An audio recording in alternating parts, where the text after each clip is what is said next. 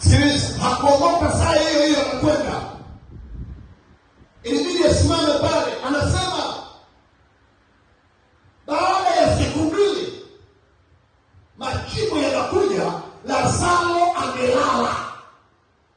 Watu wanaona mauti, watu wanaona mtu aliyezikwa, ila yeye anamuona mtu aliyelala usingizi.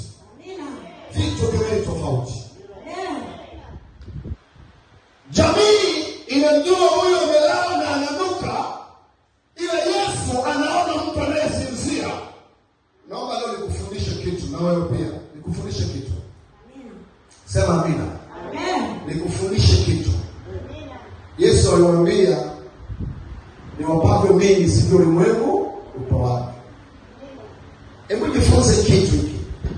Jaribu kujitofautisha na watu. Amina. Vile wewe unaona sivyo wao wanaona. Amen. Vile wewe unatarajia sivyo wao wanatarajia. Vile wewe unajua inawezekana sivyo wao inawezekana. Tunaweza kuwa tumeokoka wote sawa, tuna Biblia wote sawa, tuna milango ya kanisa tunaenda sawa, tunakutana na wachungaji na manabii sawa,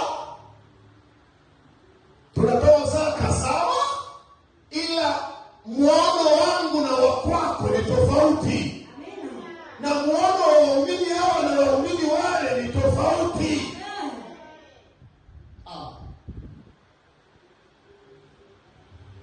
Sijui kwa nini hamko hapa.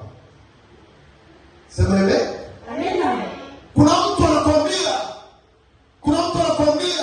hili jambo ni gumu, mimi nimesali, nimeenda makanisa, ni gumu. Inawezekana unauma ugonjwa ambao yeye amewahi kuugua, au umeuma ugonjwa ambao ndugu yake ugonjwa huo umemuua.